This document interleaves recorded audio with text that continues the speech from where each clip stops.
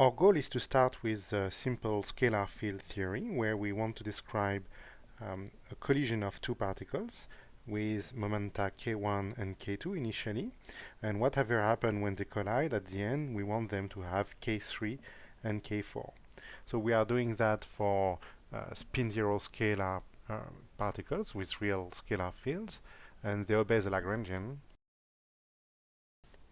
The Klein-Gordon term describes a free field theory, and on top of it we have added an interaction term with a phi-4 Lagrangian. Lambda is the strength of the interaction, and the 4 factorial is just a convention. So our goal is to compute the amplitude of probability for this process starting from the many-path formulation of our quantum field theory. We have expanded the Klein-Gordon Lagrangian into its explicit form, and also we have the interaction term and the source term.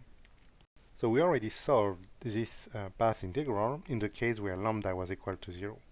It turns out that with lambda not equal to 0, so when we have an interaction, we can't solve exactly, or we don't know how to solve exactly this path integral. So we need to do it with approximation, and in particular we will do it in perturbation theory, assuming that lambda is small enough so we can take a Taylor expansion of this path integral into different orders in lambda and then truncate our expansion when lambda is small enough. But it will be a bit adventurous to start straight away with this path integral.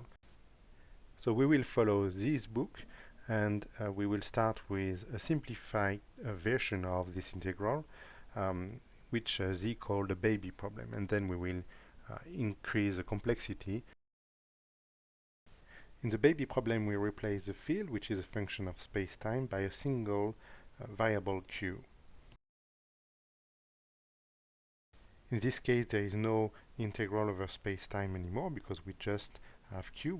It's not a function of x, and therefore we don't have derivative either, and so we are just left with the mass term, the interaction term, and the source term. And the idea is to try to solve this integral using perturbation theory, so for small lambda. So we will take a Taylor expansion of this integral in terms of lambda. We would like to get rid of the q for n, because in that case that's a simple Gaussian integral we know how to solve. And in order to do that, we will rewrite this expression using derivatives with respect to j. We see that by acting for n derivatives with respect to ij on this quantity, we'll bring down exactly our factor q for n in the front.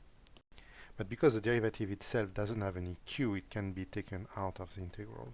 Of course, now we end up with this integral, which we know how to solve because it's our usual Gaussian integral. And now we can recombine the sum over n in a single exponential term, where we got rid of the I because to the power 4 it is just 1.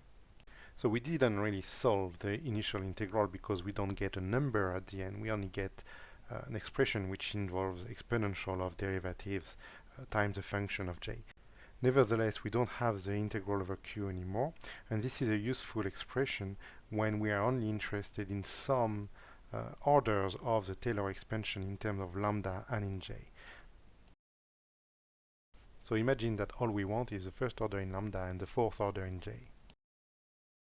We want something which is proportional to lambda, therefore we only take the first order of the expansion of the first exponential. To get a term in j4, it is a priori tempting to take the second order of the second exponential because it's an exponential of j squared. However, this is forgetting the fact that we have already a derivative with respect to j. So if we only take the second order of the second exponential, we will have a j4, but this j4 will be killed by d4 on dj4. Therefore, what we need to take is the fourth order of this exponential in order for j4 to survive. The first derivative will bring down a factor 8, so we will have 8 times j7. Then the second derivative will bring down a factor 7 times j6, etc. So we see that we end up, as expected, with a term which is proportional to lambda and to J4.